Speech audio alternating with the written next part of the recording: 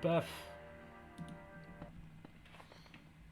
Et paf, j'ai coupé Earth. Alors, est-ce que ça fonctionne tout ça? Est-ce que ça fonctionne? Alors,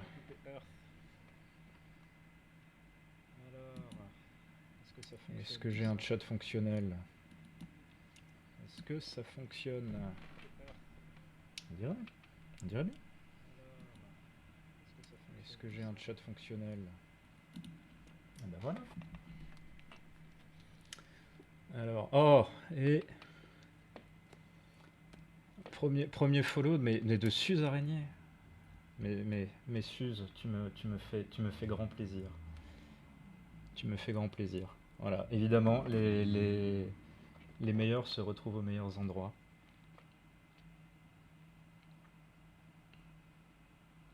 Ah. Mais c'est la dèche de Chicon, mais c'est aussi la dèche de Chichon. Il n'y en a pas ici, et s'il y en a, vous ne pouvez pas le prouver, de toute façon. Ah ben oui, quel ombre, bienvenue tout de suite. Voilà, il y a des personnes à qui j'ai pensé en écrivant ceci, et je me suis dit que ça servirait d'appât justement, comme la toile d'araignée. Forcément, forcément, ça commence bien. Voilà. Bon, du coup, bienvenue. Du coup, bienvenue pour ce soir. Euh, pour ce projet lecture qui est plus un projet d'enregistrement et de stream à la même occasion d'ouverture avec ce petit livre qui est en bas, dont le titre est en bas à droite sur votre écran. Mode Julien Lepers. Hop. Ouais, ma caméra s'adapte, elle est géniale. La fameuse Malmesure de l'homme de Stephen Jay Gould, qui est ce très charmant monsieur. Là, voilà, je lui mets mon doigt dans la tête. Tac. Alors, je me permets quand même d'introduire, parce qu'apparemment on n'introduit pas assez les lectures qu'on fait. Euh, pourquoi je fais ça? Pourquoi je fais cette lecture? Parce que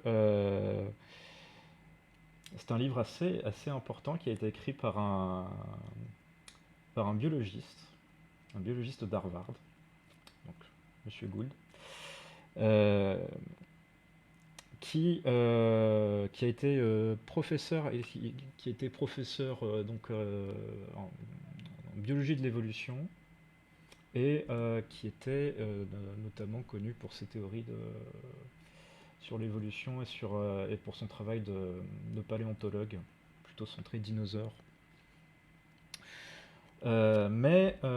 Qui s'est fait aussi connaître du grand public pour ses écrits de vulgarisation qu'il a publiés dans New Scientist, écrits de vulgarisation de biologie, qui était connu en tant que professeur aussi pour ses bouquins de biologie et de vulgarisation de la théorie de l'évolution, et qui s'est aussi illustré par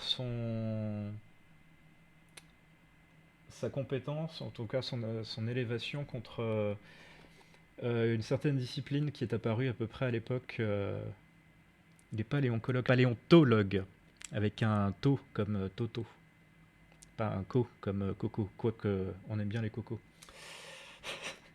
Et donc qui s'est aussi illustré en s'élevant avec un petit groupe d'autres biologistes, dont un certain Richard Lewontin, notamment, et puis d'autres, comme un des premiers opposants à une certaine discipline qu'on appelle la sociobiologie aujourd'hui. Les haricots coco, oui. Les fameux haricots rouges. C'est pas tout à fait la même chose, mais...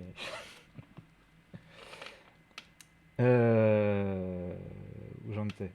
Oui, qui était un des opposants notables d'une discipline apparue dans les années 70 qu'on appelait la sociobiologie, qui est l'ancêtre d'une autre discipline qu'on connaît mieux aujourd'hui sous le nom de Psyevo. C'est pas tout à fait la même chose, mais ça se rattrape, ça se rattrape. Peut-être qu'on aura l'occasion de faire les filiations La sociobio, qui, comme son nom l'indique, était une discipline de, de biologiste, on va dire, de biologiste biologiste du comportement animal, éthologue, quand on dit des gros mots. Et qui visait à expliquer les phénomènes sociaux, notamment à l'aide de la théorie de l'évolution et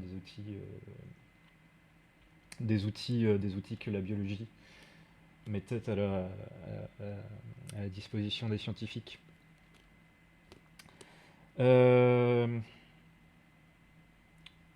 truc étant que dès les années 70, donc certains biologistes étaient particulièrement critiques de ces disciplines, et notamment d'un champ de recherche qui était apparu dans les années 60-70, ou en tout cas qui s'était développé dans le siècle d'avant, mais qui était assez proéminent dans les années 60-70, qui était l'étude de la recherche des fondamentaux ou des causes des différences d'intelligence entre les individus. Pas besoin forcément de refaire l'inventaire entier.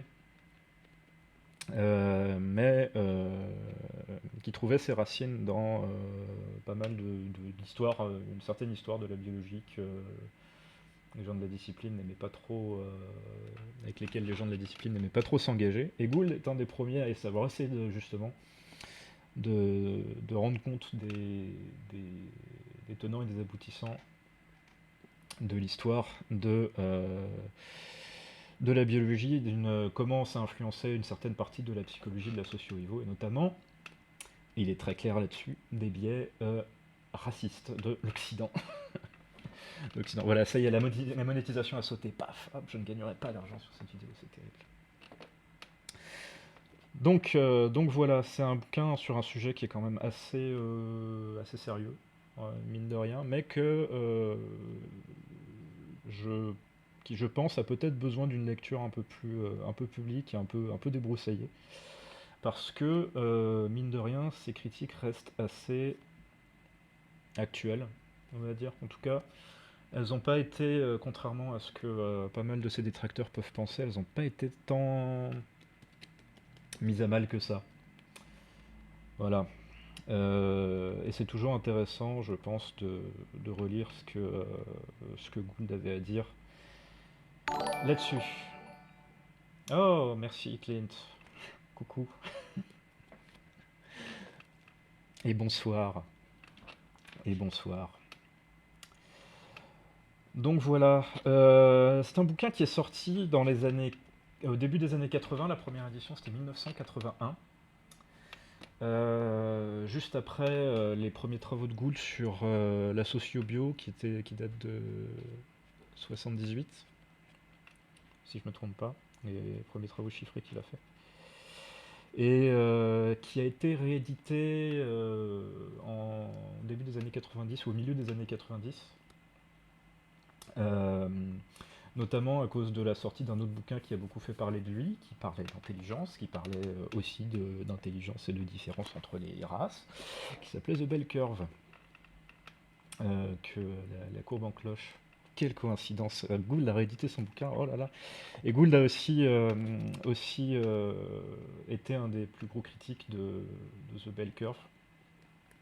Et dans la réédition, en gros, n'a pas modifié le texte de l'édition originale et a ajouté essentiellement les critiques qu'il avait fait de The Bell Curve à la fin du bouquin, en plus d'une nouvelle préface où il dit pourquoi est-ce qu'il avait écrit ce bouquin initialement, pourquoi il pense que c'était peut-être une bonne idée, pourquoi dans les années 90, par coïncidence incroyable, ils ont décidé de faire une réédition et pourquoi justement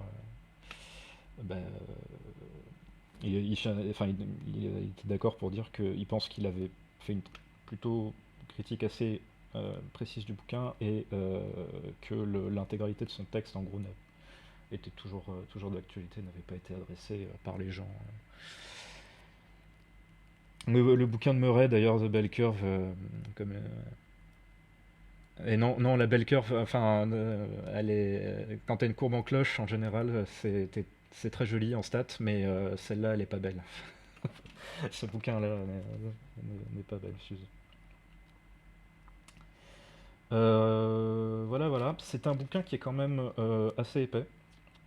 Là, j'ai une édition poche, donc c'est la première édition. C'est une édition traduite en français en 83 que j'ai que j'ai savamment subtilisé euh, de, de, de, de chez mes parents.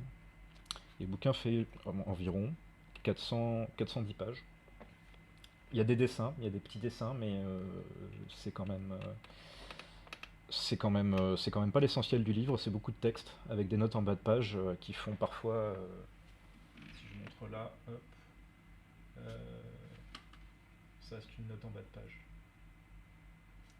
Donc je vais peut-être pas toutes les lire. Mais, mais l'idée c'est d'aller le plus loin possible. Peut-être sauter quelques passages qui seront pas forcément passionnants. J'essaierai pour les prochaines fois de prendre un petit peu plus d'avance que ce que j'ai pris aujourd'hui. Et,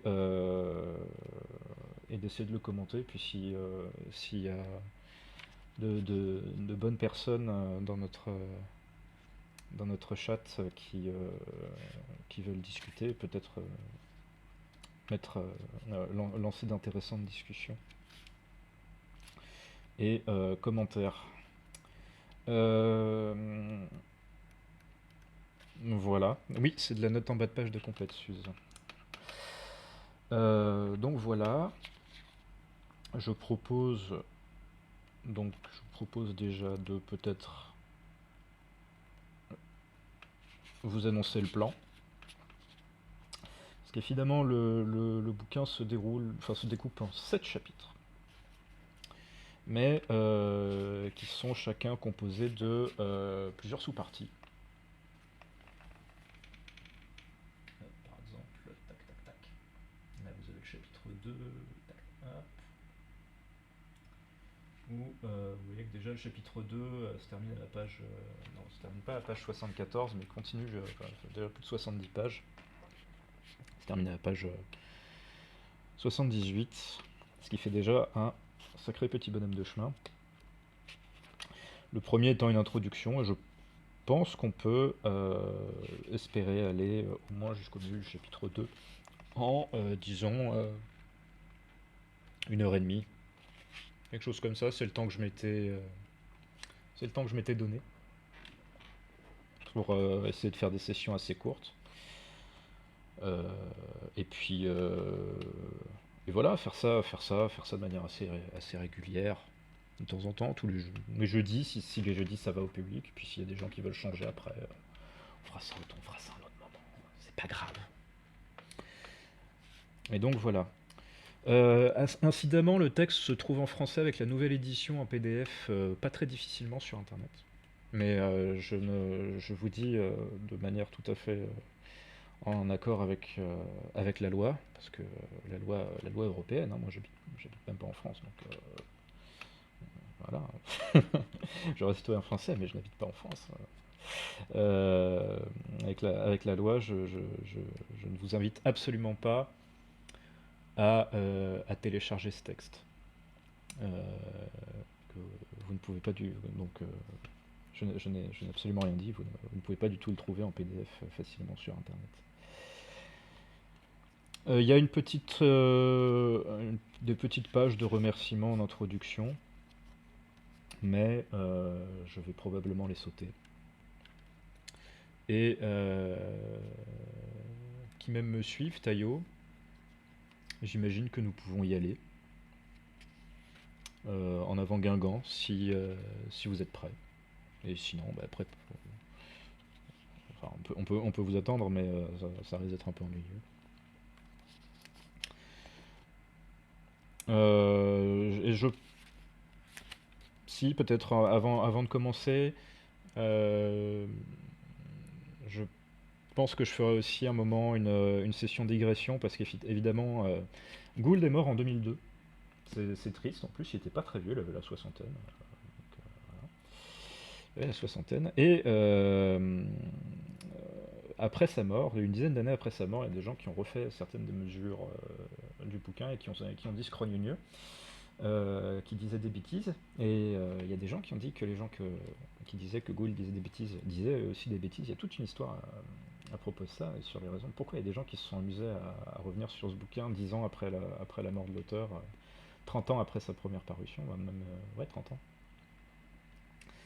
Et il faudra faire une digression là-dessus parce que j'ai un petit peu creusé, ce sera très intéressant, mais ce sera pas pour tout de suite, ce sera au moins pour la début janvier, comme j'ai dit quand on m'a posé la question. Donc, mettez vos chaussons si vous en avez, installez-vous sous votre couette, wet plaid bien au chaud, ou mettez un peu de chauffage, mais pas trop. Et allons-y. La mise en abîme du scrogneux, bah oui. Scrogneux. C'est comme ça qu'on dit dans les publications scientifiques, quand un reviewer nous envoie un commentaire un peu acide, on dit scrogneux. Je blague pas. C'est un collègue, on lève les yeux comme ça, un collègue qui fait scrogneux. Ah, toi, t'as eu un commentaire nul de la part d'un référent. Bref, trêve de plaisanterie. Donc, je dis, on commence le premier chapitre. Le premier chapitre fait un petit peu plus d'une dizaine de pages. Et je ferai des petites pauses entre les paragraphes pour voir si qui que ce soit dit des choses. Elles seront forcément intelligentes.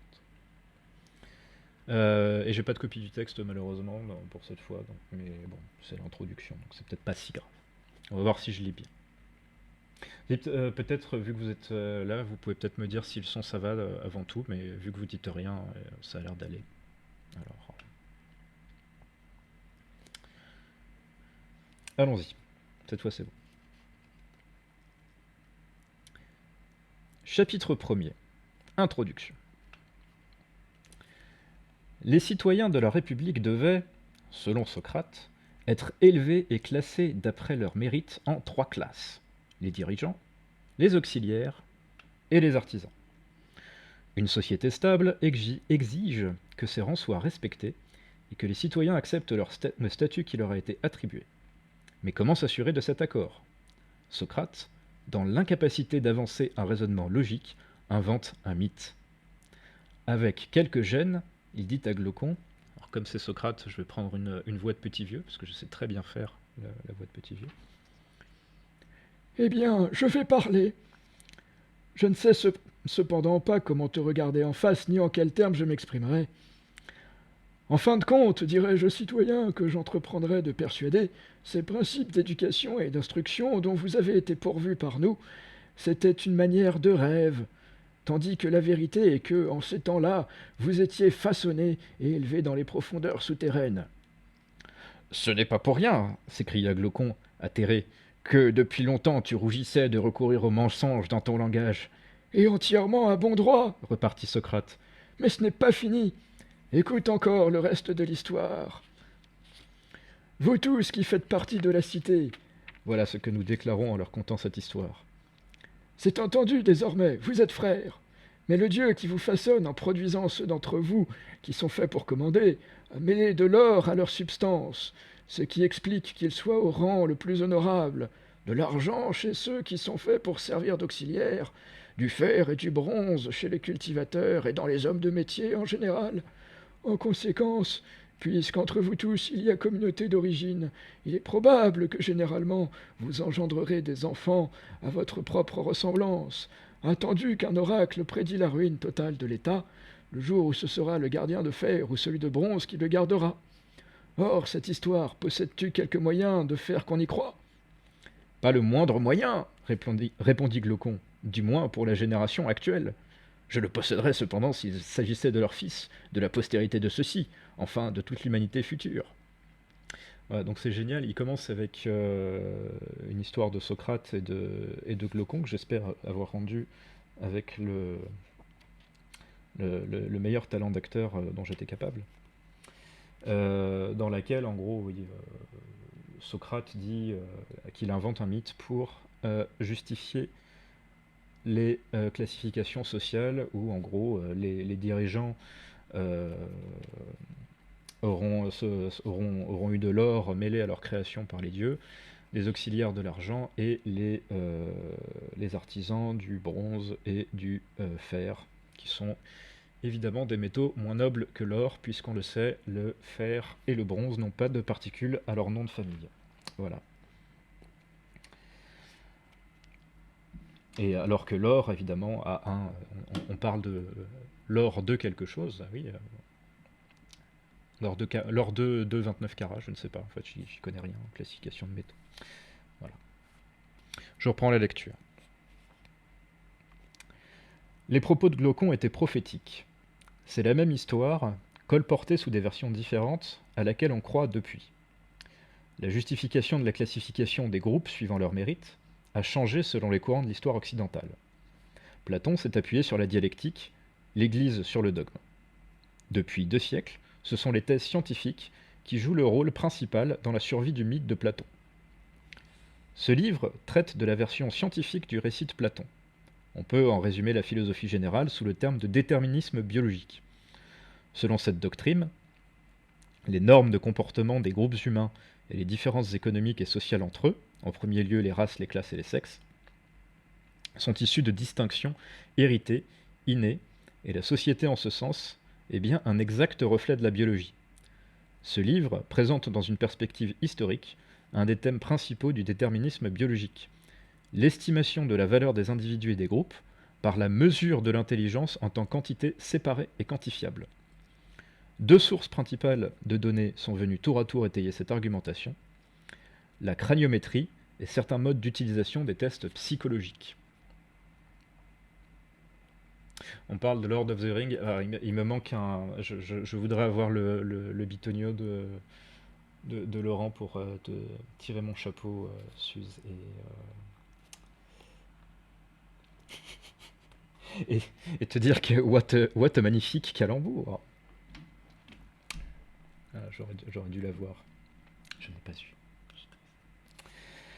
Et donc voilà, Gould vient d'annoncer le plan de son livre, qui en fait traite de la version moderne de ce mythe du Socrate de Platon, qui utilise cette fois-ci donc la mesure de l'intelligence comme entité séparée et quantifiable, comme il dit, et à l'aide, en la reliant à la craniométrie, donc c'est-à-dire la mesure des crânes, et notamment des crânes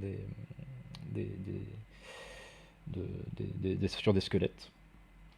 Ben oui, évidemment, on pourrait mesurer les crânes sur les gens vivants, mais là, on va parler de crânes d'une certaine collection de squelettes. Et certains modes d'utilisation des tests psychologiques, donc en gros, c'est les tests de QI et ce genre de tests. En tout cas, ceux dont Gould parlera. Je reprends. Les métaux ont aujourd'hui cédé la place aux gènes, mais l'argument de base n'est pas modifié. Les rôles sociaux et économiques reflètent exactement la construction innée des individus. Un aspect de la stratégie intellectuelle a changé cependant. Socrate savait qu'il mentait. Les déterminismes se sont souvent servis du prestige de la science comme d'une connaissance objective, libre de toute influence sociale et politique. Ils se sont décrits eux-mêmes comme des propagateurs de la pure vérité et ont présenté leurs adversaires comme des idéologues à la sensiblerie déplacée et des utopistes prenant leur désir pour des réalités. Toute ressemblance avec des personnes publiques modernes serait parfaitement fortuite. On parle bien des déterministes, donc les gens qui qui pensent qu'il existe un déterminisme, donc comme Gould l'appelle, biologique immanent, et que l'organisation sociale n'en est que le reflet. Louis Agassiz, en défendant sa thèse, qui faisait des Noirs une race séparée, écrivait « Les naturalistes ont le droit de considérer les questions que posent les rapports physiques des hommes comme de simples questions scientifiques et de les étudier sans référence à la politique ou à la religion. » Carl C. Brigham, Louis Agassiz, c'était en 1850, c'était donc milieu 19e, il va en reparler plus loin.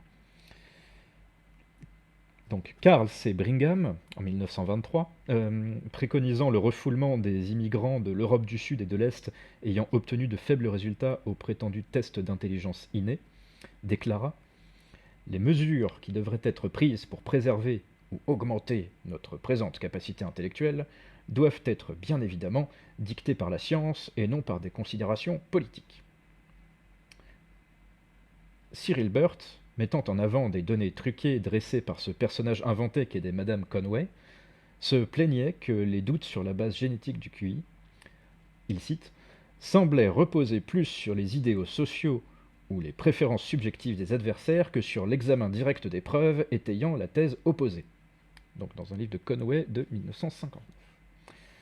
Alors c'est déjà intéressant parce que Agassiz, donc c'est milieu 19e, 1850, donc qui dit que ce sont des questions qui se posent hors de tout contexte politique ou religieux, alors qu'on part quand même de questions qui sont quand même assez sensibles. On a un type en début 20e, donc en 1923, Carl Brigham, qui veut refouler les migrants d'Europe du Sud et de l'Est qui obtiennent de faibles résultats aux tests d'intelligence, pour quoi que cela veuille dire, parce que il y a beaucoup de choses à dire sur le fait de faire passer ce genre de test aux populations en train de migrer, et qui dit que bah, oui, l'intérêt c'est d'augmenter l'intelligence de la nation. À l'époque, la voiture n'était pas très démocratisée, donc peut-être que ne pouvaient pas avoir l'argument de dire que certains conduisaient les mêmes voitures que nous, je ne sais pas. Donc ils se fondaient là-dessus. Et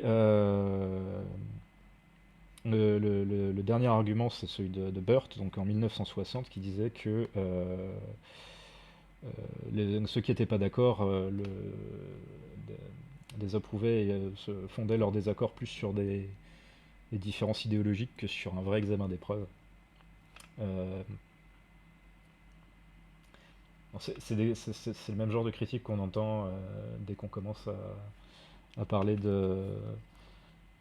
du réductionnisme biologique dans les différences, que ce soit homme-femme ou blanc-noir ou quoi que ce soit. Je suis pas sûr que j'ai besoin de rentrer là-dedans, mais n'importe qui s'intéresse au sujet les lira extrêmement vite. Et oui, tout ça n'est absolument pas politique. Absolument pas, pas du tout. Ça... Quel scandale. Donc, on a fait 2 ou 3 pages, et rien qu'en citant ce genre de critique, le livre montre le manque d'évolution des réponses des gens d'en face. C'est impressionnant. Je reprends. Les groupes au pouvoir, trouvant dans le déterminisme biologique une utilité évidente, on pourrait excuser celui qui suspecte cette théorie d'éclore également dans un contexte politique, en dépit des dénégations citées plus haut. Après tout, si le statu quo est un prolongement de la nature, tout changement majeur, si tant est qu'il est possible, doit imposer un coût énorme, psychologique pour les individus, économique pour la société, car il oblige les gens à adopter des arrangements contre nature. Dans un livre qui marqua son époque, An American Dilemma, donc 1944, le sociologue suédois Gunnar Myrdal commenta l'influence grandissante exercée par les arguments biologiques et médicaux sur la nature humaine. On les a associés aux États-Unis, comme dans le reste du monde, à des idéologies conservatrices et même réactionnaires. Sous leur longue hégémonie, on a eu tendance à admettre sans se poser de questions qu'il existait une relation biologique de cause à effet et à n'accepter des explications d'ordre social que sous la contrainte de preuves irréfutables. Dans le domaine politique, cette tendance a favorisé les décisions attentistes. Comme Condorcet le disait il y a longtemps, beaucoup plus brièvement, ils rendent la nature complice du crime d'inégalité politique. Et bonjour Germain Lévis, on bouquine La malmesure de l'homme de Stephen Jay Gould. Hop. Ah voilà, je vise pas encore très bien. Tac tac tac, qui est un bouquin sur L'histoire de l'utilisation des mesures d'intelligence et de craniométrie pour justifier des idéologies relativement racistes de la part d'un auteur biologiste de Harvard, Gould, qui était vulgarisateur aussi, et qui vient refaire l'historique et débunker ce genre de pratique. Voilà, voilà. Tati-tatou. Et on en est qu'au début, à l'introduction, ça va être relativement long, on fera ça régulièrement. Et ce que le livre montre, c'est que les tenants de ce genre de théorie n'ont pas beaucoup changé d'argument depuis longtemps, puisque dès le milieu du 19e, ça se retrouvait déjà. De manière intéressante, ce qu'on vient de lire là, donc ce que vient de dire Gunnar Myrdal et ce que disait aussi Condorcet, c'est que effectivement le fait de considérer qu'il y a des fondements biologiques inhérents et que la société n'est que le reflet d'un ordre naturel, ça favorise effectivement les politiques attentistes, comme il dit, et réactionnaires, dans le sens où on se dit si c'est naturel, ça sert à rien de le changer. Donc pourquoi est-ce qu'on s'embêterait à changer, à se battre contre les inégalités si, après tout, elles sont naturelles. Voilà. Tant qu'à être. Donc, la Gould va développer son propos en disant « Ce livre cherche tout à la fois à mettre en évidence les faiblesses scientifiques des arguments déterministes et à présenter le contexte politique dans lequel ils ont été élaborés. Mais je n'entends pas pour autant opposer les vilains déterministes, égarés loin du chemin de l'objectivité scientifique, aux antidéterministes éclairés qui examinent les données avec l'esprit ouvert et découvrent ainsi la vérité. Bien au contraire, je m'élève contre le mythe selon lequel la science est en soi une entreprise objective qui n'est menée à bien que lorsque les savants peuvent se débarrasser des contraintes de leur culture et regarder le monde tel qu'il est réellement. » Donc, un paragraphe aussi intéressant à commenter. Un paragraphe aussi intéressant à commenter parce que, effectivement, c'est plutôt les gens qui ont critiqué ce bouquin qui disent que Gould est aveuglé par son idéologie. Hein, je sais pas, de la même manière, hein, c'est le genre de réponse facile. Là, il dit explicitement que, de toute façon, l'idéologie et les idées propres, on ne peut pas s'en débarrasser. Lui, il considère que l'entreprise scientifique a pour fondation des biais personnels et ce genre de choses. Et qu'il ne s'agit pas non plus de dire « Oh là là, qu'est-ce qu'ils étaient méchants », mais de dire que, en gros, l'idéologie qui sous-tendait l'interprétation des résultats, sur les résultats qu'ils présentent, était de toute façon dans l'air du temps. Il n'y avait pas de science objective, et la science essayait de justifier des idées qui étaient a priori. Et qu'elle se retrouvait comme outil de justification de saloperie. Et que c'est un peu ça dont il faut se rendre compte. Alors c'est marrant parce que derrière, j'en parlerai sans doute beaucoup plus tard, mais dans les critiques qu'il y a, justement, il y a des gens qui ont repris certains des calculs de Gould en disant « Oh, gna gna, c'est lui qui a été biaisé en fait, alors que les résultats de certaines des personnes qui le critiquent étaient absolument objectifs et sans faille, et lui il a fait des erreurs, alors qu'en fait déjà eux aussi ils en font, et vous avez de bonnes raisons de défendre les gens que Gould avait attaqués. Bref. Et ce qui est assez amusant aussi, c'est que Gould il n'était pas particulièrement d'extrême gauche, je crois qu'il se considérait comme un centriste de gauche aux États-Unis, donc pas particulièrement ultra... Enfin, contre les inégalités sociales, mais comme pouvait l'être un militant de gauche des États-Unis. On va dire que c'était pas un partisan du grand soir, quoi. ou de théoriques communistes un peu extrémistes. Non, c'était quelqu'un d'un centriste assez pas très radical. Mais qui est caricaturé comme quelqu'un de particulièrement radical de gauche par ses opposants. C'est un peu ridicule. Surtout quand... Bon, bref. Reprenons. Parmi les hommes de science, peu nombreux sont, dans les deux camps, les idéologues conscients qui ont abordé ces sujets. Il n'est pas nécessaire que les savants soient des prosélytes déclarés de leur classe ou de leur culture pour être le reflet de ces aspects envahissants de la vie. Je ne prétends pas que les tenants du déterminisme biologique étaient de mauvais savants, ni même qu'ils aient toujours eu tort. Je pense plutôt que l'on doit appréhender la science comme un phénomène social, comme une entreprise humaine dynamique, et non comme le travail de robots programmés pour recueillir de pures informations. Je considère également cette thèse comme une vision optimiste de la science, et non comme une sombre épitaphe dédiée à une noble espérance sacrifiée sur l'autel des limites humaines. La science, puisque ce sont des individus qui la font, est une activité qui plonge ses racines dans la société. Elle progresse par pressentiment, vision et intuition. Une grande part de sa transformation, dans le temps, ne doit pas être considérée comme une approche plus fine de la vérité absolue, mais comme la modification des contextes culturels qui l'influencent si fortement. Les faits ne sont pas des éléments d'information purs et sans tache, la culture également influe sur ce que nous voyons et sur la manière dont nous voyons les choses. Les théories, en outre, ne sont pas des déductions inexorables que l'on tire des faits. Les théories les plus créatrices sont souvent des visions de l'imagination que l'imagination a imposées aux faits. La source de l'imagination est souvent aussi d'origine fortement culturelle.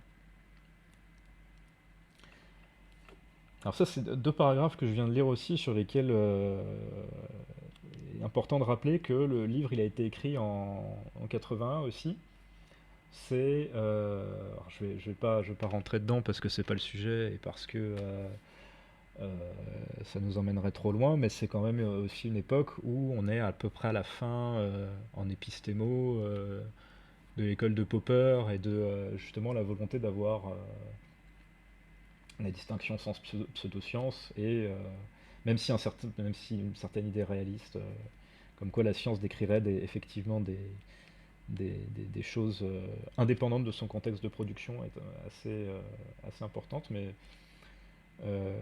Gould fait partie de ces gens qui considèrent qu'effectivement la science est une entreprise faite par des gens et donc que étant donné que les gens ne sont pas que pur esprit, ils interagissent aussi dans des sociétés qui ont un certain nombre de valeurs.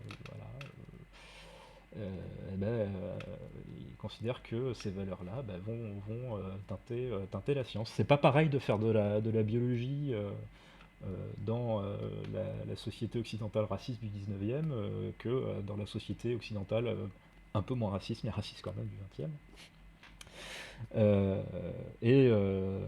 Le simple fait d'avoir des choses à étudier, on va dire, des phénomènes, des mesures, le simple fait de grandir dans cette société fait que, en général, les scientifiques vont pas interpréter les choses de la même manière, vont pas produire les mêmes théories et vont pas guider leurs recherches de la même manière.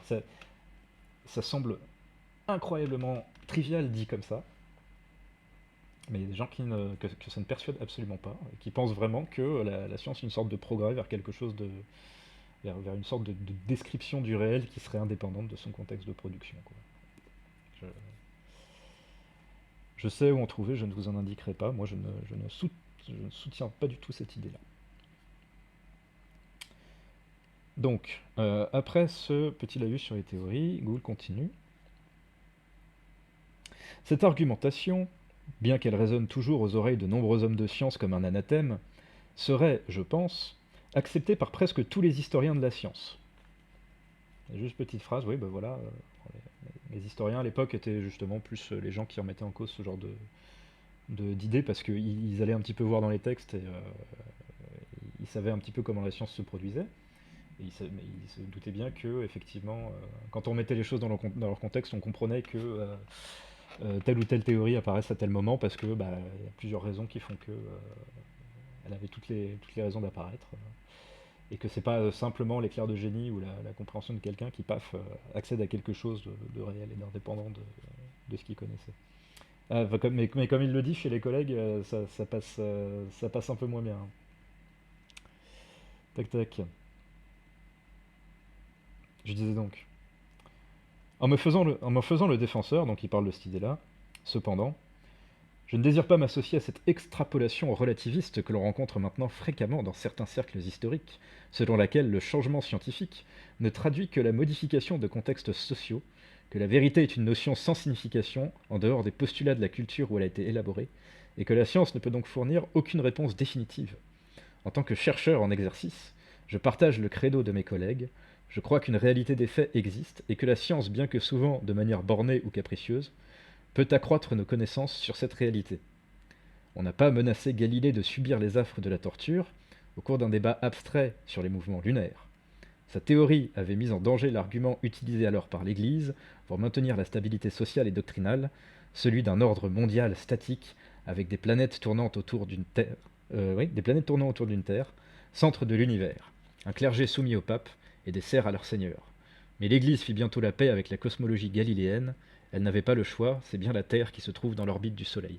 Donc là, voilà, il vient de dire, ouais, ça passe pas bien chez les collègues, les historiens, ils sont un peu plus, ils sont un peu plus mesurés justement sur les contextes de production, mais derrière, il a mis un tacle aux radicaux, à la Feyerabend, que moi j'aime bien, mais voilà, en disant, moi je ne mange pas de ce pain-là, je pense quand même que la science permet de dire des choses sur le réel, ce que personne ne remet en question en soi, euh, mais donc, voilà, voilà. Au centre de l'univers, il y a une toile d'araignée, mais donc au centre de l'univers, il y a aussi une araignée.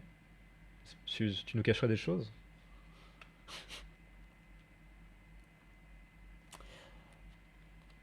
Et donc voilà, c'est pour ça permet c'est bien de leur intro, ça permet de situer où Gould est sur ce genre de questions. Et c'est plutôt pas mal.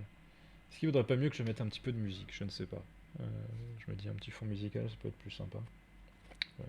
On est monté à 5 personnes, on n'est plus que 3. Vous me dites.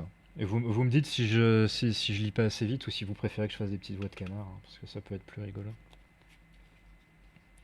Tac tac. Nous disions donc. Cependant, l'histoire de nombreux sujets scientifiques est pratiquement dépourvue de ces contraintes liées aux faits pour deux raisons principales. D'abord, certains d'entre eux revêtent une très grande importance sociale, mais ne bénéficient que de fort peu d'informations dignes de foi. Lorsque la proportion des données par rapport à l'impact social est très faible, l'histoire des attitudes scientifiques ne peut guère être plus qu'une façon détournée de présenter les changements sociaux. L'histoire des thèses scientifiques sur les races, par exemple, sert de miroir aux mouvements sociaux. Ce miroir renvoie l'image de son époque, des bonnes périodes et des mauvaises, de celles où l'on croit à l'égalité et de celles où domine le racisme.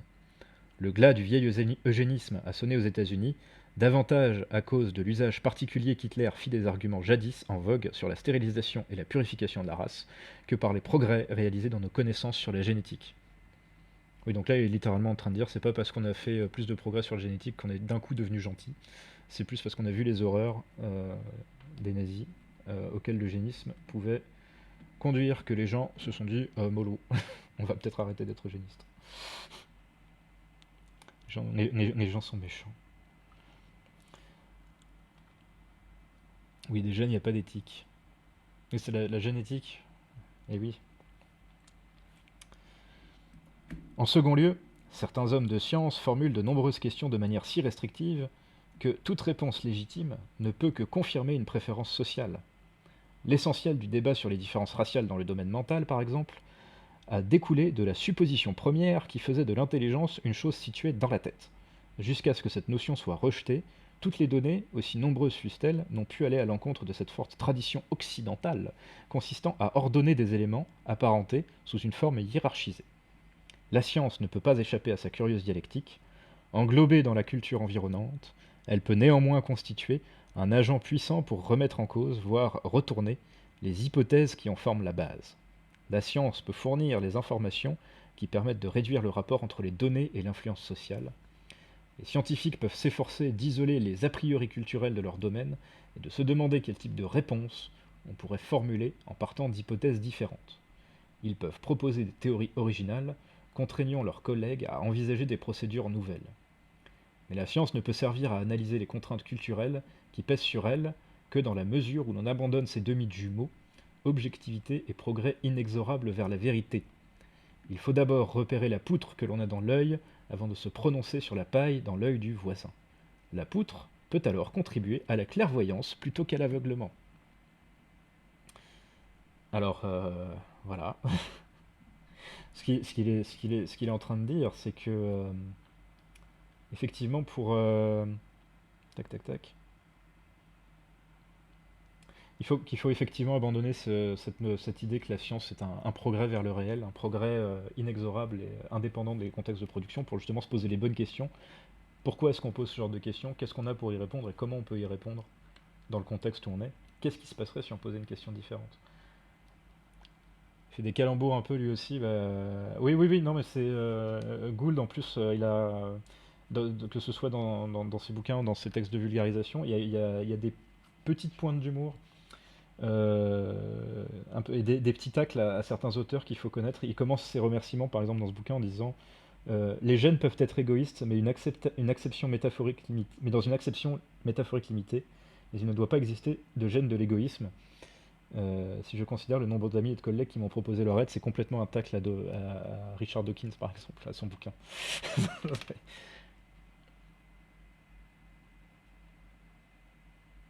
Hop, eh bien écoute, Gainsbourgeois, non, je ne suis pas trop pensueur, et si c'est pour nous parler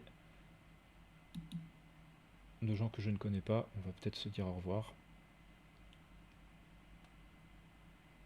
Hop. Parce que, non, je m'en fiche.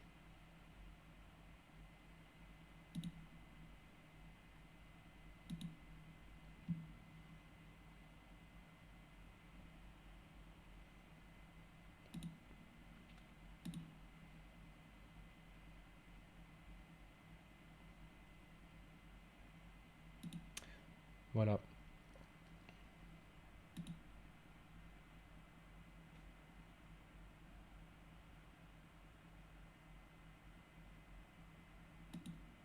Hop. Oh là là, mais comment ça marche tout ça?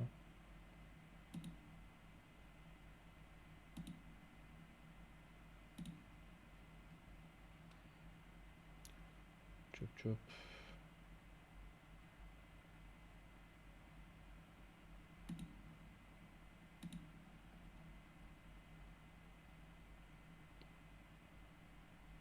Non, je voulais être sympa en fait, mais je vais te bannir.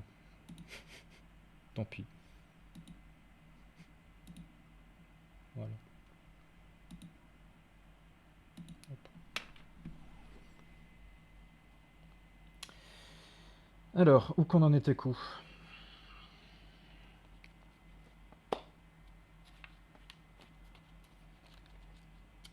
Alors, on enchaîne avec une citation de Gunnar Myrdal, donc le sociologue de tout à l'heure, qui avait apparemment bien saisi les termes de l'alternative lorsqu'il écrivit « Une poignée de chercheurs en biologie et en sciences sociales ont, ces 50 dernières années, progressivement forcé le public bien informé à abandonner certaines de nos erreurs biologiques les plus flagrantes. Mais il doit rester une quantité innombrable d'erreurs du même type qu'aucun homme vivant ne peut encore déceler à cause des brumes dans lesquelles la civilisation occidentale nous enveloppe. Les influences culturelles ont mis en place les hypothèses sur l'esprit, le corps et l'univers qui nous servent de point de départ. C'est par leur intermédiaire que nous posons les questions que nous tentons de résoudre, que nous influons sur les faits que nous recherchons, que nous élaborons l'interprétation que nous donnons de ces faits et que nous dirigeons nos réactions vers ces interprétations et ces conclusions. Le déterminisme, là c'est Gould qui reprend. Le déterminisme biologique est un sujet trop vaste pour être couvert par un seul homme dans un seul livre, car il aborde pratiquement tous les aspects de l'interaction entre la biologie et la société depuis l'avènement de la science moderne. J'ai donc tenu à restreindre mon propos à un seul thème facile à exposer, en occupant une position centrale dans l'édifice du déterminisme biologique. Il comprend 2 chapitres historiques qui traitent dans le même style de 2 profondes illusions et des erreurs qu'elles ont entraînées. Donc là, il parle de la craniométrie et des mesures de l'intelligence. Mon argumentation s'ouvre par l'une de ces illusions, la réification, c'est-à-dire notre tendance à transformer les concepts abstraits en entités. Donc du latin res, chose, ça consiste Par exemple, à partir du principe que comme on a une idée de l'intelligence, il doit bien y avoir une mesure de l'intelligence, que ça doit bien vouloir dire quelque chose de mesurer l'intelligence des gens. Voilà. Par exemple. Nous reconnaissons l'importance de l'esprit dans nos vies et souhaitons en connaître les caractéristiques de manière à opérer parmi les individus les divisions et les distinctions que nous impose notre système politique et culturel. Nous donnons alors le nom d'intelligence, entre guillemets, à cet ensemble merveilleusement complexe de facultés humaines. Ce symbole commode est alors réifié et acquiert son statut équivoque de chose unitaire. Donc voilà,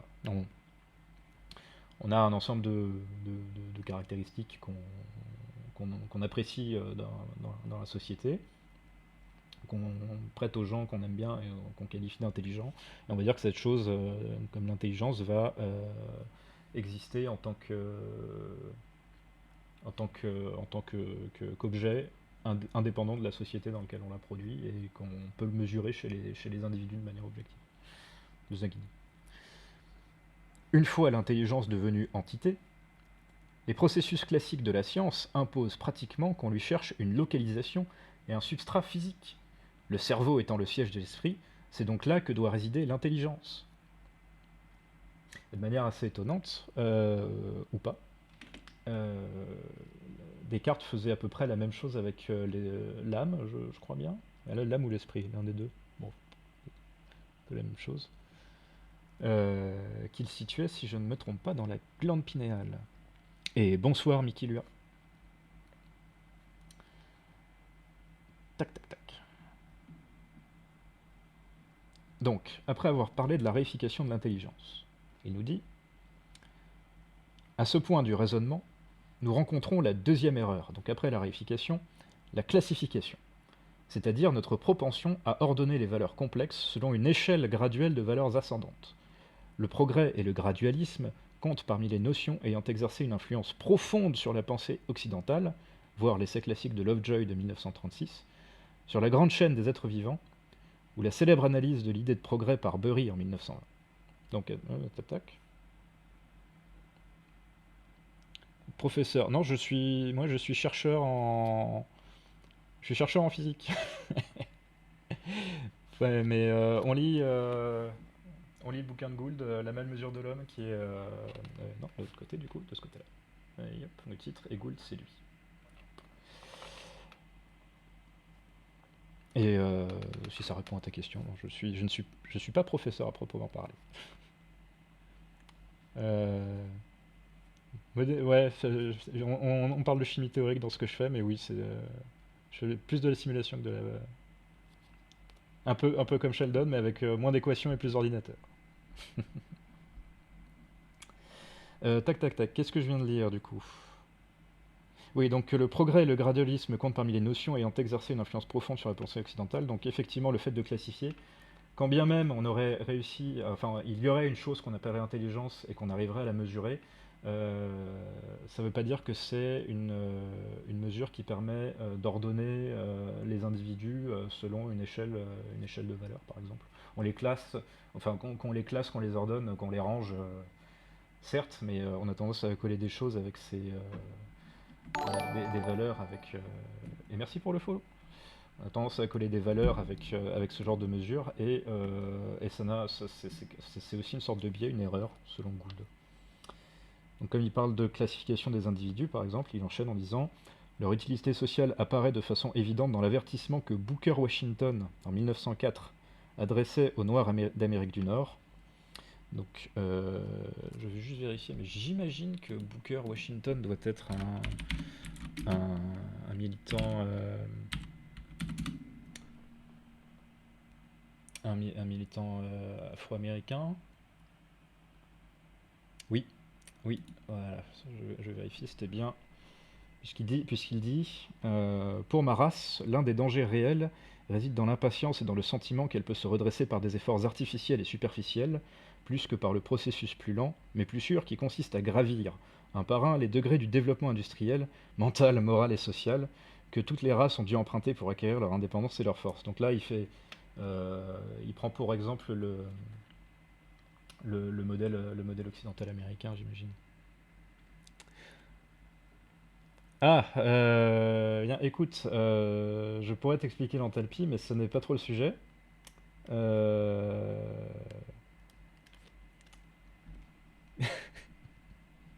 je pourrais.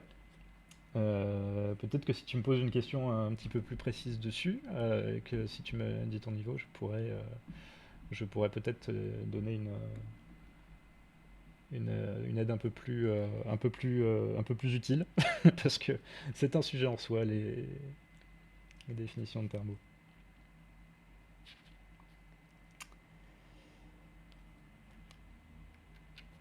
Hop. Donc,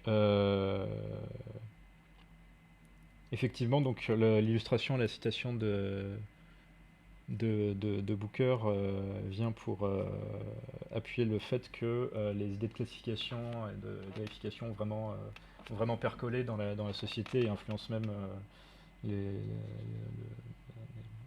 certains courants de pensée des Noirs américains qui ont grandi aux États-Unis. Il est apparemment né aux États-Unis. Donc Gould enchaîne. La classification exige un critère permettant d'attribuer à tous les individus un statut dans une série unique. Et quel meilleur critère qu'un chiffre objectif?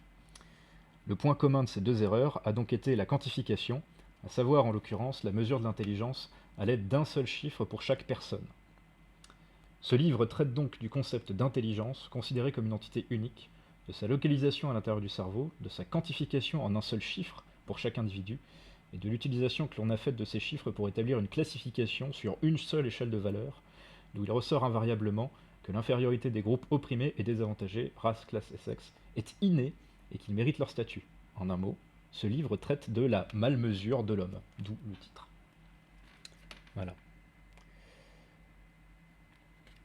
Hop. Et donc Mickey Lua, pour répondre à ta question, l'enthalpie c'est une quantité qui est proche de l'énergie en fait, mais qui est celle dont on se sert quand quand il y a des transformations physico-chimiques, mais à pression constante. Donc par exemple, à l'air libre, sans machine pour contrôler, enfin pour contrôler le volume par exemple, pour maintenir le volume d'un gaz ou quelque chose comme ça. Et en soi, ce serait la quantité dont on calculerait la transformation si je m'amusais à faire des boules de feu, d'où la blague dans ma vie. Puisque les boules de feu se feraient à pression constante, mais comme elles chaufferaient, ce serait pas température constante. Voilà, voilà. Mais peut-être qu'un jour je pourrais en parler plus longuement, mais c'est un sujet. C'est un truc de thermo qui demanderait peut-être que j'ai besoin de faire des petits dessins pour expliquer ce genre de choses. Mais c'est une manière de voir une certaine quantité d'énergie, on va dire.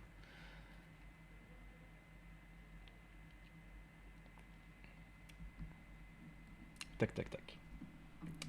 Où en étais-je? Mhm.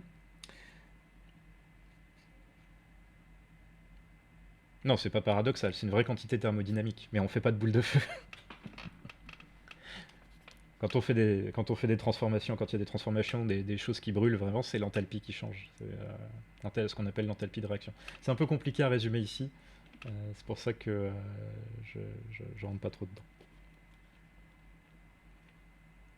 Il y a de très... Enfin, je me repose un peu dessus, mais pour aller plus loin, il y a les articles de Wikipédia sont pas trop mal en introduction.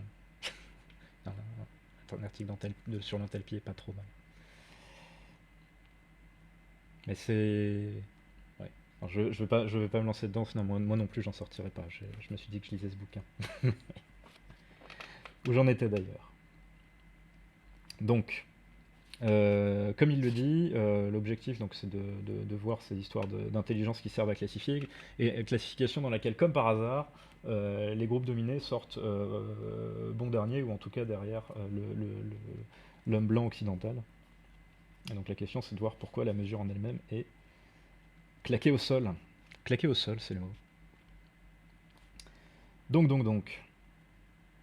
Les arguments justifiant la classification ont différé au cours des 2 derniers siècles.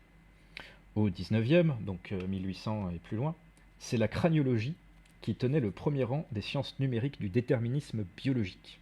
Donc la craniologie, la mesure des crânes.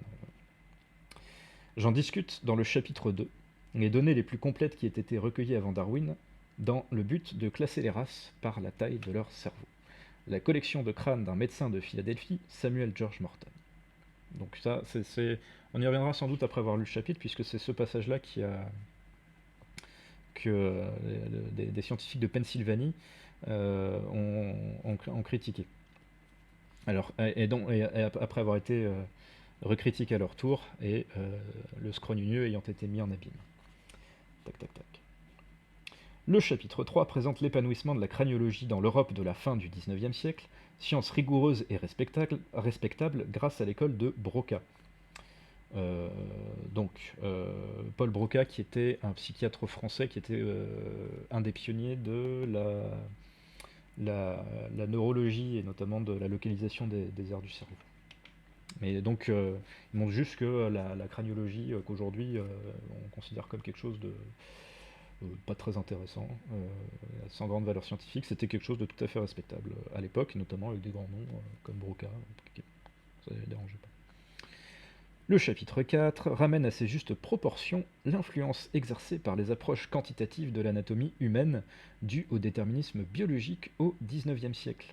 Y sont exposées deux thèses: la théorie de la récapitulation, critère principal de l'évolution servant à classer les groupes humains, et la tentative d'explication du comportement criminel par un atavisme biologique traduisant la morphologie simiesque des assassins et autres délinquants.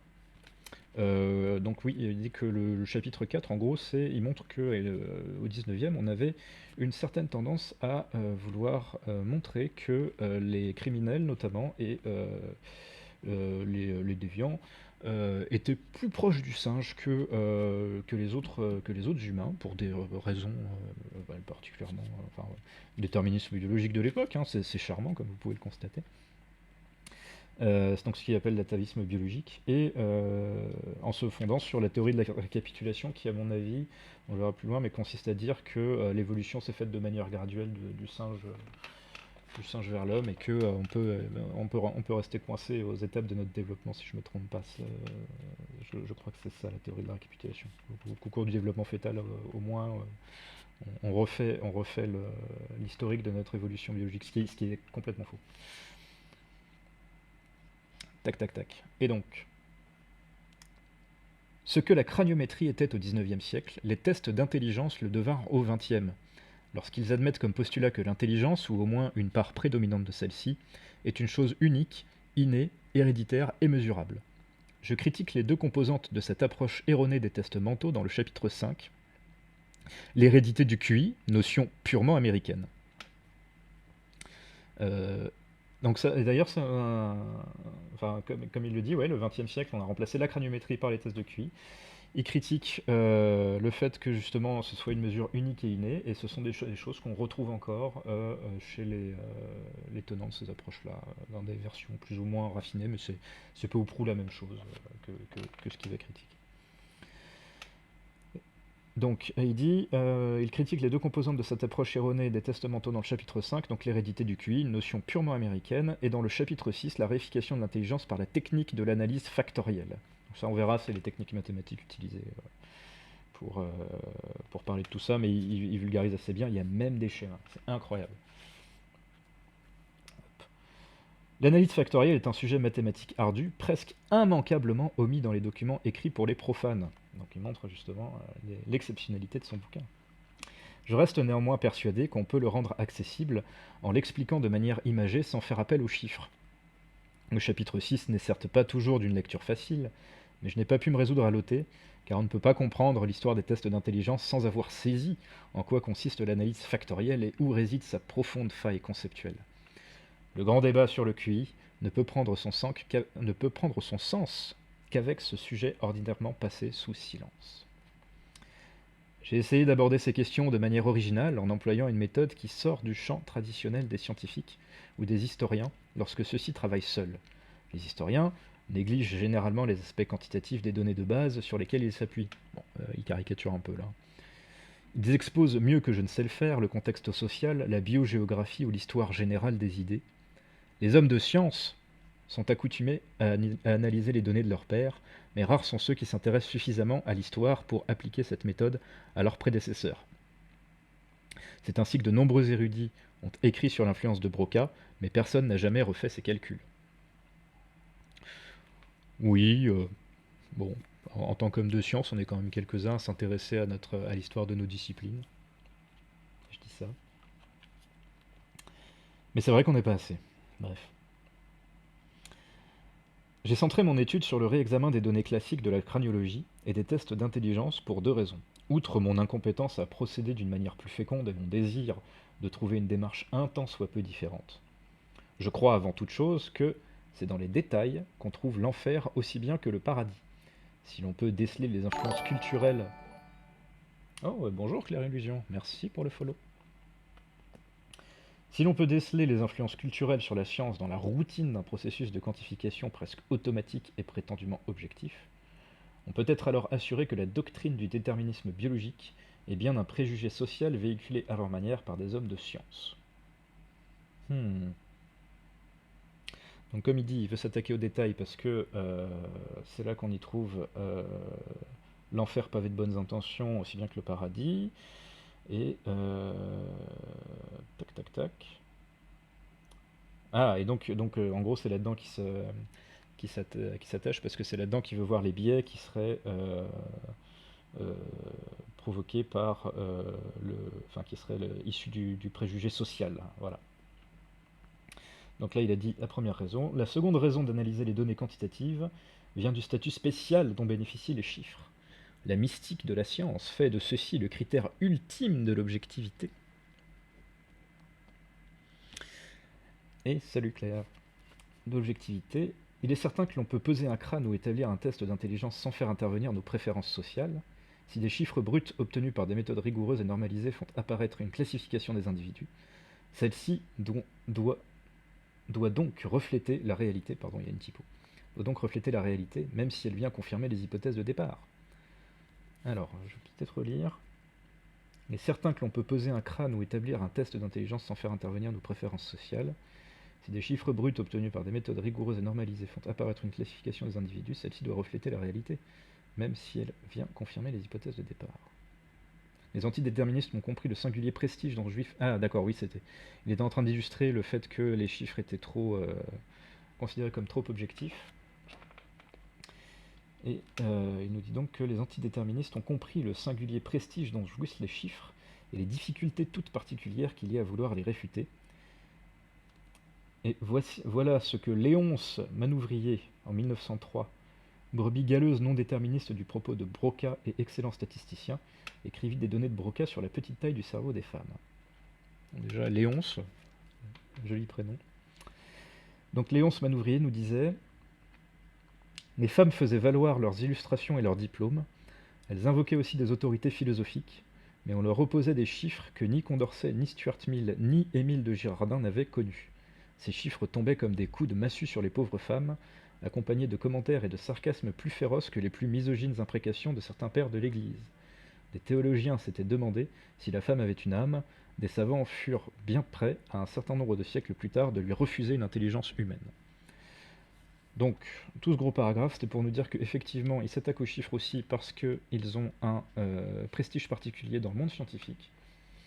Et effectivement, il a trouvé donc un élève de Broca qui dit que aux femmes qui faisaient valoir leur diplôme et leur intelligence pratique, on leur disait que de toute façon, elles pouvaient être que bêtes vu qu'elles avaient des plus petits crânes. Voilà. La science. on leur met des données sous les yeux aux gens et puis ils disent non, nous on a nos données à nous et puis les autres elles valent rien. Voilà. Si ça rappelle certaines discussions sur effectivement ce qu'on appelle, je dis ça comme ça, le sexisme systémique ou le fait que les femmes ont besoin de prouver 2 fois plus que les autres que leurs compétences pour arriver à des postes de responsabilité équivalente, je sais pas, ça résonne avec un peu d'actualité parfois comme ça. Donc, il nous reste 2 pages avant la fin du chapitre 1. On arrive au bout. Ouais, on n'est pas, on n'est pas si mal dans le chrono. Si, comme je pense, ça c'est Gould qui reprend. Si, comme je pense l'avoir montré, les données quantitatives subissent l'influence des contraintes culturelles comme tout autre aspect de la science, elles ne peuvent pas, pour elles seules, revendiquer le droit à la vérité finale. En réanalysant ces données classiques, j'ai sans cesse cherché à y repérer le préjugé qui avait conduit les savants à des conclusions faussées malgré l'exactitude de leurs données initiales, ou à déformer le recueil de données lui-même. Dans certains cas, les QI de jumeaux identiques inventés par Cyril Burt et les trucages que j'ai découverts dans les photos de Godard destinés à accréditer la thèse de l'arriération mentale des Kallikaks, c'est par la supercherie que le préjugé social a pu trouver sa place. Donc il est en train de dire qu'il ne s'intéresse pas qu'aux cas de triche comme ceux qu'il a relevés, où là il y a de la fraude scientifique qu'il a relevé, mais qu'il y a aussi des préjugés donc, insidieux comme il le dit depuis le début. J'imagine que les Kallikaks, ça va être donc une tribu qui a dû être étudiée, découverte par, ou étudiée par un certain Godard, et le type a truqué ses photos pour les faire passer pour plus bêtes qu'ils ne sont, j'imagine. Donc il enchaîne. Mais la falsification ne présente pas d'intérêt d'un point de vue historique, ce ne sont guère que des anecdotes, car ceux qui les commettent savent ce qu'ils font, et ces affaires n'illustrent en rien les influences inconscientes qu'exercent les subtiles et inévitables contraintes culturelles. Dans la plupart des cas exposés dans ce livre, on peut être quasiment assuré que les préventions, bien qu'exprimées avec autant d'évidence que dans les cas de fraude, ont agi à l'insu des savants eux-mêmes, persuadés qu'ils étaient de poursuivre une vérité sans tache. Donc voilà, il prend quand même ses précautions en disant que les gens Samuel Morton et les autres qu'il critique, une bonne partie,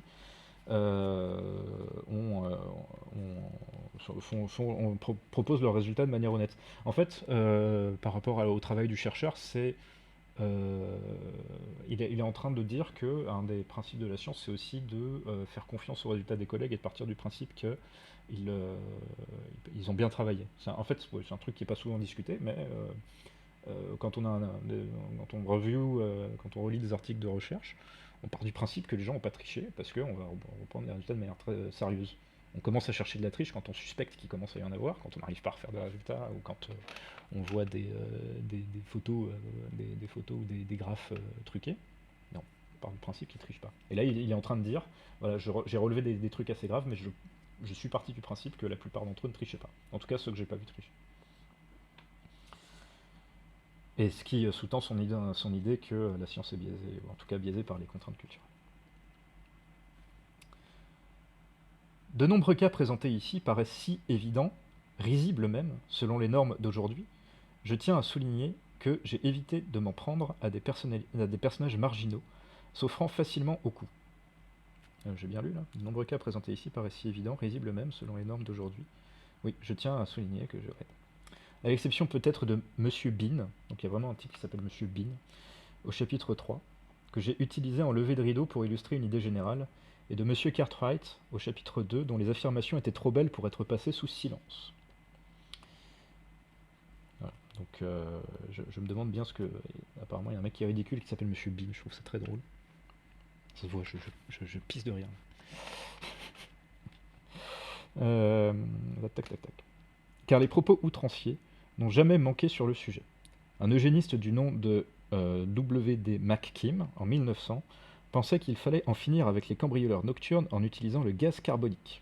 Un certain professeur anglais, lors de son voyage aux États-Unis à la fin du siècle dernier, émit l'idée que nos problèmes raciaux seraient résolus si chaque Irlandais tuait un noir et était pendu pour son crime. D'accord. C'est solution radicale, voilà. Non, mais c'est la bonne ambiance chez les aristocrates anglais et américains début 20e. C'est super ambiance. Et ça se cachait pas. Ces excès de langage ne relèvent eux aussi que de l'anecdote et non de l'histoire. Ils sont sans lendemain et sans influence. Ils ne font que nous divertir. Enfin, je trouve pas ça très drôle, perso, mais ok. Je me suis donc intéressé avant tout aux hommes de science les plus importants de leur époque et j'ai analysé leurs œuvres maîtresses. J'ai pris plaisir à jouer les détectives dans la plupart des affaires qui constituent ce livre, à rechercher dans des lettres publiées les passages qui en ont été expurgés, et cela sans la moindre mention, à refaire les calculs pour y déceler des erreurs venues à point nommé renforcer les partis pris initiaux, à découvrir comment des données passées à travers le filtre des préjugés peuvent aboutir aux résultats escomptés, et même à faire passer à mes étudiants d'université les tests mentaux de l'armée pour illettrés, avec des résultats non dénués d'intérêt. Ah oui, le niveau se perd. Le niveau se perd. Tac. Y a-t-il une coupure? Non? Si? Je ne sais pas, je suis à 1h22-12. J'ai l'impression que l'image est-elle coupée?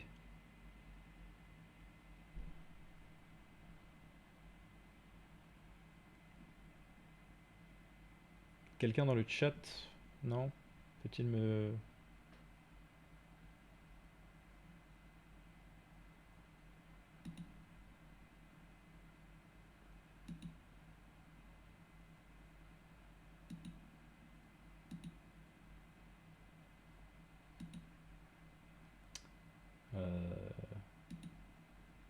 Où en suis-je?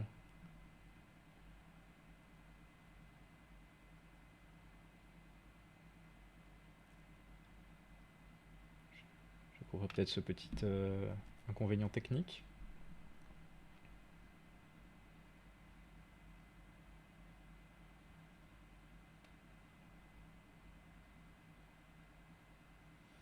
Usage été coupé. Est-ce que c'est parce que j'ai dit des bêtises?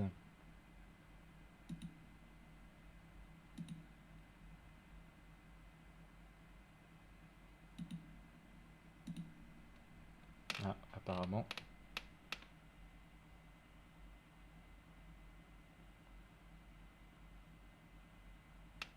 Apparemment ça va. Tchic-tchac.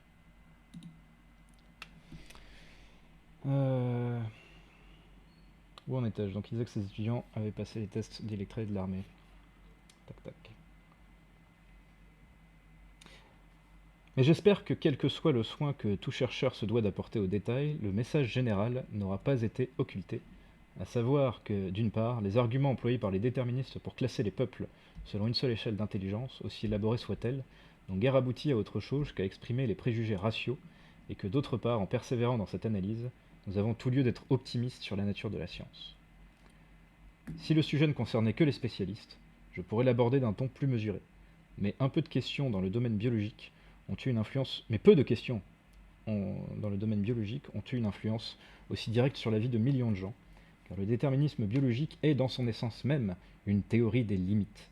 Il considère le statut actuel des groupes comme la mesure de ce qu'ils devraient et doivent être, même si quelques rares individus parviennent à s'élever grâce à d'heureuses circonstances biologiques. Yop. J'ai peu parlé du réveil du déterminisme biologique, car ces prétentions sont généralement si éphémères que leur réfutation a plus sa place dans un article de revue ou de journal.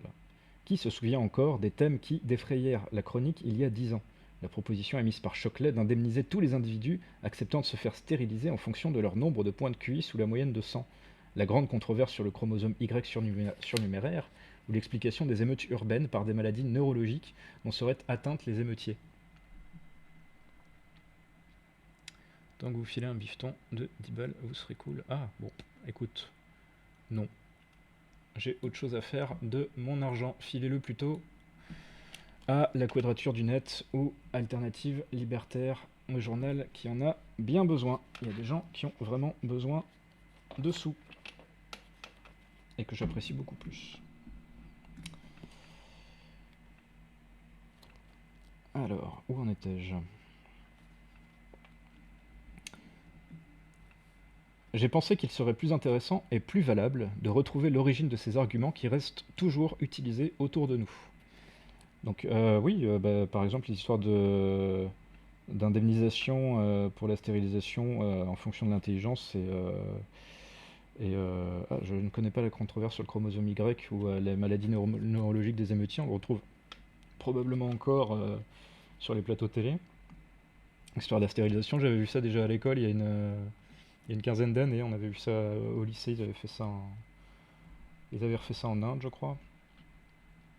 Je ne sais plus. Ou certains pays d'Afrique aussi, des ONG pas très, pas très, pas très sympathiques avaient aussi proposé ça, si je me rappelle bien. Donc c'est pas si vieux que ça, hein. Tac, tac, tac. Les arguments qui restent encore utilisés autour de nous.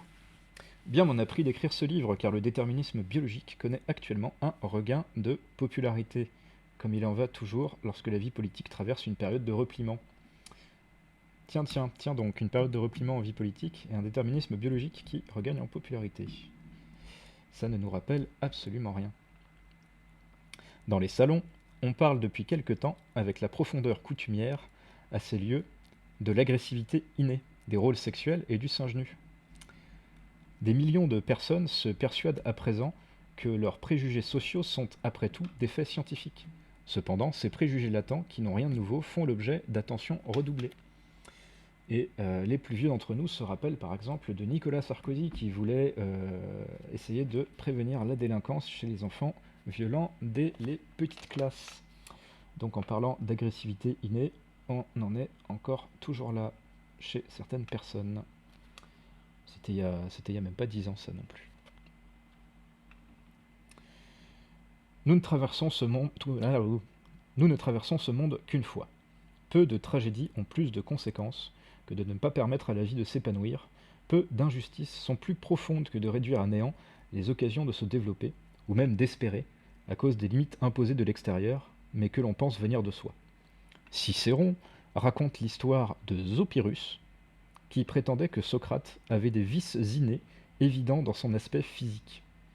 Ses disciples s'élevèrent contre cette affirmation, mais Socrate prit le parti de Zopyrus et déclara qu'il possédait bien ses vices, mais en avait annulé les effets par l'exercice de la raison. Qu'est-ce qu'il est fort ce Socrate quand même. Nous vivons dans un monde de différences et de préférences humaines, mais l'extrapolation de ces faits en des théories aux limites rigides n'est autre que de l'idéologie. Donc oui, qu'est-ce qu'il nous dit là? C'est que brider les gens sur la fondation de théories limitantes et de toute façon mal étayées et de préjugés est la pire des injustices. Et je ne vois pas comment on ne pourrait pas être au moins en partie d'accord avec ça. Et que Socrate est super fort, Zopyrus. Qu'est-ce que c'est? Les noms grecs parfois c'est très drôle. Zopyrus. Socrate a vaincu les vices que Zopyrus lui prétendait porter juste par l'effort de la raison. Qu'est-ce qu'il est fort, Socrate. Bref, on arrive à la fin du chapitre. George Eliot a bien pris conscience de la tragédie particulière que la classification biologique imposait aux membres des groupes désavantagés. Elle l'a exprimée pour des personnes comme elle-même, c'est-à-dire des femmes au talent extraordinaire. Je voudrais l'appliquer de façon plus vaste, non seulement à tous ceux qui voient leurs rêves bafoués, mais aussi à ceux qui ne se sont jamais rendus compte qu'ils pouvaient rêver.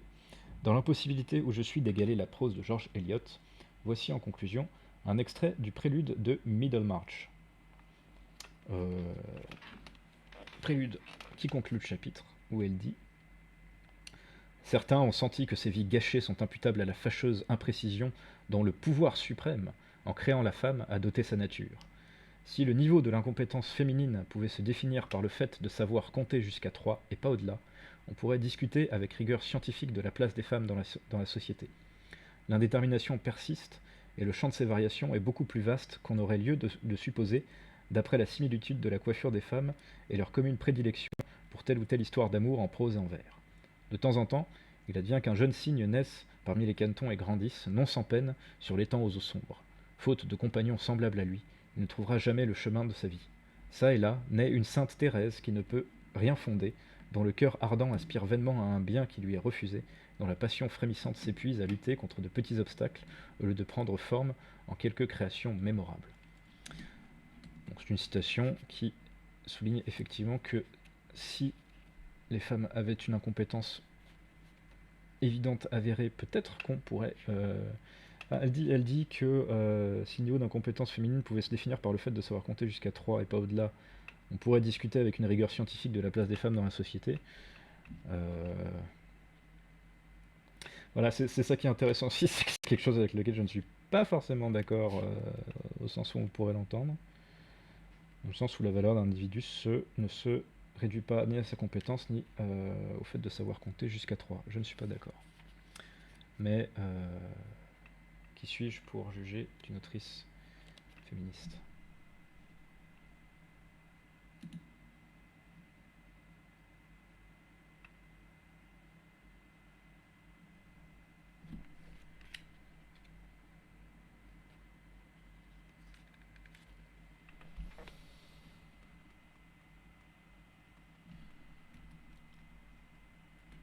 Je crois que Firefox a planté.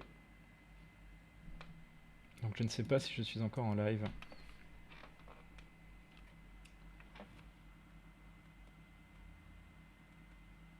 OBS me dit que oui.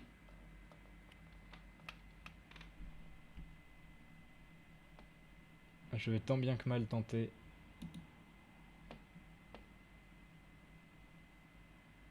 de le relancer.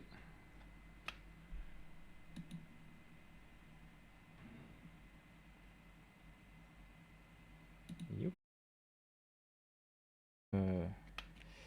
Voilà, j'ai planté. J'ai planté, mais j'ai planté à la fin du chapitre 1. Donc voilà, on arrive au bout. Et ça me permet de rôder un peu. S'il y a encore des gens qui sont ici. Je pensais finir à 22 h, mais peut-être que pour un stream d'introduction, 21h30 c'est bien, 1h30 de stream. C'est suffisant. Donc, ouais. Je rôderai, j'avais même pas remis de musique pour celui-là, c'est un peu tristoun. C'est un stream un stream à venir, donc un stream d'avenir. Et je vais peut-être en profiter pour vous libérer. Si Twitch veut bien me redonner la main. Et si quelqu'un veut que je vous envoie quelque part ailleurs. Si Firefox veut bien me redonner la main, pas Twitch. C'est terrible, on dépend de ces petites machines. Tout est terrible. Oui, il est très bien ce bouquin. Si ça t'a plu, Clint. Voilà, parce que le chapitre 2, là, si je le commence, il y a plusieurs parties. Si je peux faire une petite mini-annonce de plan. Tac, tac, le chapitre 2 va commencer par... Enfin, ça traite essentiellement de polygénisme, mais la première partie parle du contexte culturel avant d'enchaîner sur le racisme scientifique. Sur la naissance du racisme scientifique, du monogénisme et du polygénisme, les deux théories. Donc c'est le monogénisme, c'est une origine commune enfin, c'est la théorie d'une origine commune aux êtres humains, et le polygénisme d'origine différente des différents peuples humains. Tac tac tac. Mais c'était avant la théorie de Darwin. Donc mes deux idées étaient parallèles, mais il n'y avait pas vraiment de base pour défendre l'une ou l'autre jusqu'à ce que Charles Darwin arrive. Et il prend donc après il parle de Louis Agassiz, théoricien du polygénisme, et de Samuel George Morton, le type qui mesurait les crânes. Voilà, et comment ces gens-là ont justifié l'esclavagisme. Donc peut-être que pour la prochaine fois, là, en 1h30, quelque chose comme ça, on a fait de la page 11 à la page 26, ça fait une quinzaine de pages. Je pense que si on tient le même rythme, on pourra entamer le chapitre 2 et s'arrêter juste avant Louis Agassiz. Je sais pas comment on dit. Ça s'écrit A-G-A-2-S-I-Z. Agassiz. Comme ça va être ça. Et il nous restera une trentaine de pages aussi, donc ce sera peut-être... C'est peut-être le meilleur plan de faire une petite pause, parce que je préfère faire ça en plusieurs lectures un peu séparées, parce que le bouquin est assez long, comme j'ai dit, 420 pages, quelque chose comme ça. Donc on a de quoi tenir. Et donner rendez-vous probablement la semaine pro, même heure, Même heure, même adresse, comme on dit. Donc voilà. Est-ce qu'il n'y a pas des copains qui streament, chez qui on pourrait aller? Je ne sais pas. Hop.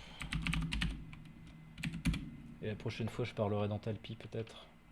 Je ferai un petit laïus d'introduction sur l'enthalpie. Vraiment pour balancer les 2 ou 3 personnes que nous sommes jeudi soir. L'idée étant plus de... Il y a lentilles. Ah bah si y a lentilles, on peut tenter lentilles. C'est très bien lentilles.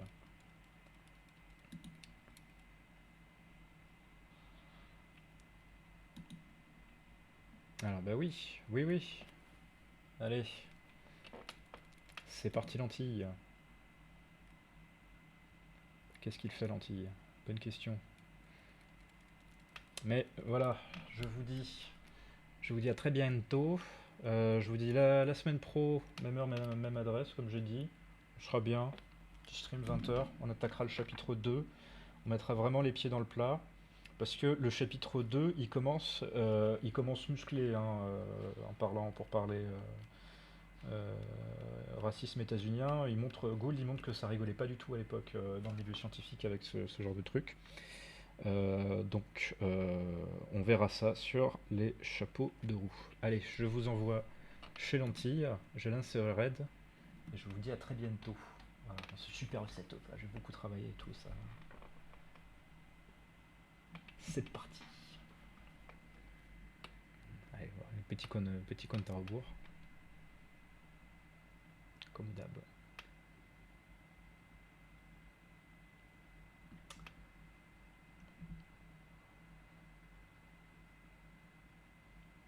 Et là, et voilà.